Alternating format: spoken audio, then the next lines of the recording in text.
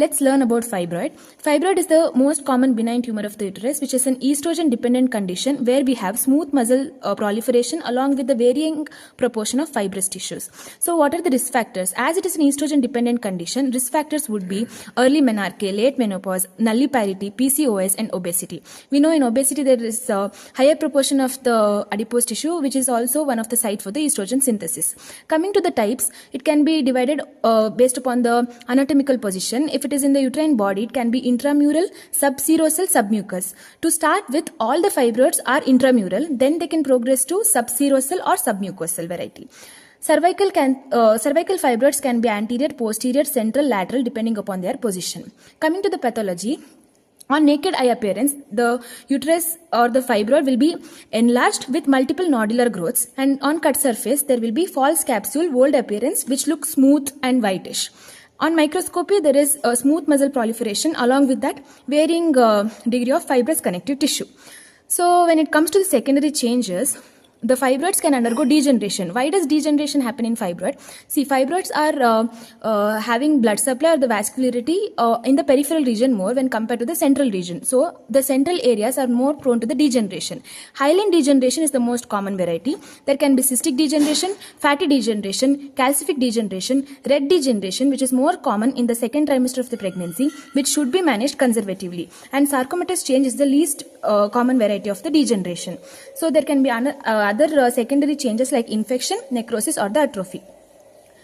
Coming to the clinical features, most commonly fibroids are asymptomatic. They can present with the menstrual abnormalities like menorrhagia, metorrhagia, dysmenorrhea, which is a secondary type of the dysmenorrhea, or congestive variety.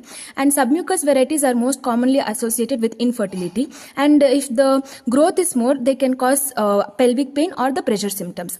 Parabdominal examination, the mass is firm with well-defined margins, and the lower pole cannot be reached because which suggests that it is a pelvic origin mass.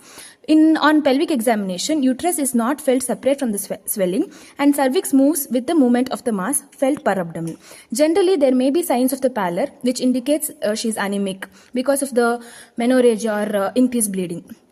Coming to the investigations, USG and Doppler transvaginal sonograph is the most common investigation done. Doppler helps us to identify about the vascularity, where in the polyp and all there will be a feeder vessel sign where the central vascularity is more when compared to the periphery.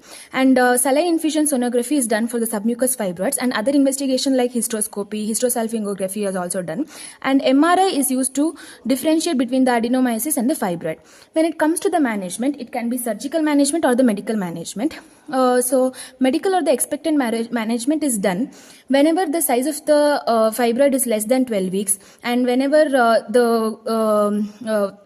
she wants to conceive, she wants to bear children, then we can go for the medical management. Or when you need time to correct the anemia of the patient or to reduce the vascularity, reduce the size to facilitate the surgery, we can go for the medical management. So there are two types, where non-hormonal management and the hormonal management. If there is increased bleeding and all, we can go for non-hormonal managements like tranexamic acid and aromatase inhibitors and all. But if we want to go for the hormonal managements, we can go for antiprogesterone, like that is mifepristone RU486, and selective progesterone receptor modulators like ulipristal, GnRH agonists like gusarelin, boserelin, and GnRH antagonists like cetrorelix, ganirelix, etc. So if we come for the surgical management, if the family is complete and if she is perimenopausal, hysterectomy is the best surgery. If she wants to conceive in future, then we can go for myomectomy. Sometimes the submucosal fibroids are also removed through hysteroscopy. So this is about the fibroid in short.